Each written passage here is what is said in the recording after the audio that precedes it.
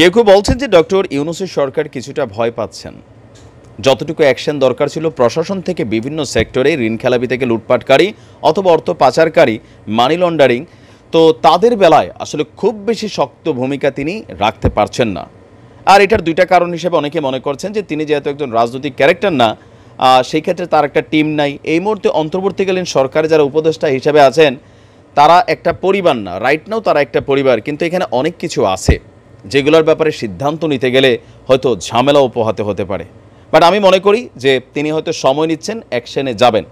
দর্শক, আজকে বাংলাদেশের ব্যাংক খাতকে যারা শেষ করে দিয়েছে, একবারে রাস্তায় মিশিয়ে দিয়েছে হাজার হাজার কোটি টাকা, তাদের একটা তালিকা প্রকাশ করা হয়েছে। বাংলাদেশের প্রথম সারির গণমাধ্যমে আজকে যুগান্তরে এই ঋণের একটা হিসাব আসছে।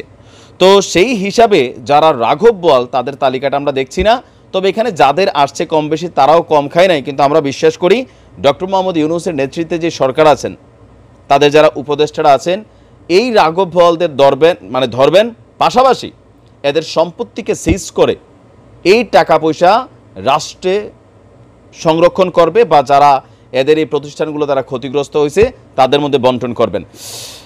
ব্যাংক খাতের শীর্ষ 30 ঋণ খেলাপির তালিকায় অনেকে আছেন। রহস্যজনকভাবে এটা আপনার আলোর মুখ দেখেনি। এই তালিকাটা এখন যুগান্তরের হাতে।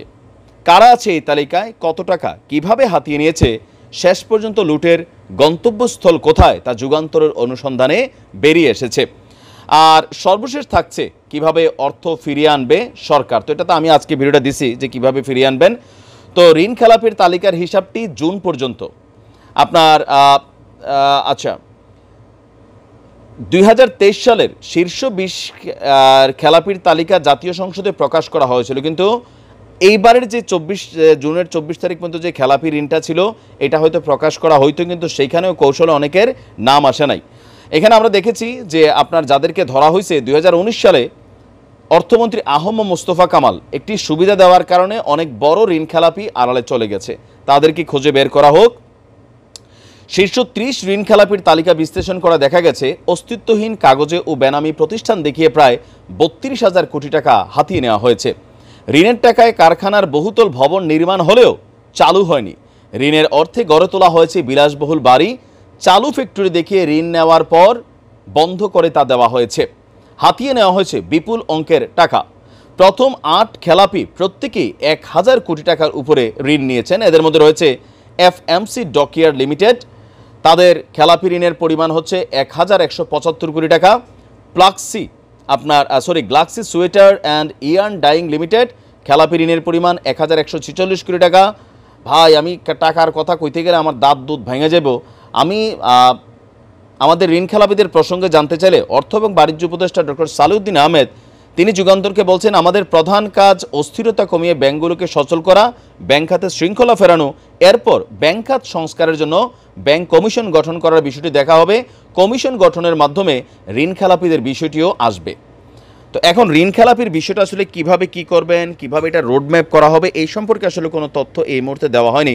তো আমি ওই যে বলছিলাম না যে ডক্টর ইউনূসের সরকারে যারা আছেন তারা সবাই প্রবীণ, অভিজ্ঞ, যথেষ্ট বিচক্ষণ, দূরদর্শিতা মেন্টালিটি সম্পন্ন, কিন্তু কোথাও না কোথাও এই যে আমরা ধরেন পুলিশের অনেক ভিডিও দেখলাম, বা যারা আয়নাঘর থেকে শুরু করে অনেক কিছুতে জড়িত, ডিবি হারুন থেকে শুরু করে অনেকেই, এরা বাংলাদেশে নাই। এদেরকে পুলিশ ধরতে পারতেছে না, আমাদের প্রশাসন ধরতে পারতেছে না। কেমন একটু আশ্চর্যজনক, হাস্যকর বিষয় আমার কাছেও মনে হচ্ছে।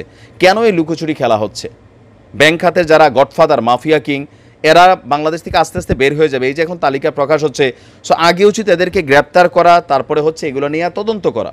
কারণ এগুলো নিয়ে পত্রিকাতে নিউজ আসা মানে এগুলো রাতের আধারে, এই যেমন দেখলাম আরাফাত 2 ডিবি অফিসারকে ম্যানেজ করে ভারত দিয়ে পালানোর চেষ্টা করছে, এরকম অনেক অ্যাক্টিভিটিস হবে। সো এখানে ভয় পেলে চলবে না, অ্যাকশনে যাইতে হবে। আগে অ্যাকশন, পরে হচ্ছে তথ্য আদান প্রদান। ডক্টর ইউনূসের সরকারকে আরেকটু সাহসী হতে হবে, শক্তিশালী পদক্ষেপ নিতে হবে। নয়তো এই সেটআপটার মধ্যে যারা আছে এরা কিন্তু টেকনিক্যালি অনেক কিছু কন্ট্রোল করবে। টাকা ভাই দেখলে কাঠের মূর্তিও হা করে, টাকা অনেক কিছু করেও বসতে পারে। ভয় পাওয়ার কিছু নেই। বাংলাদেশের জনগণ এই মুহূর্তে ডক্টর ইউনূস সাহেবের সাথে আছে, অ্যাকশনে যান। ভালো থাকুন।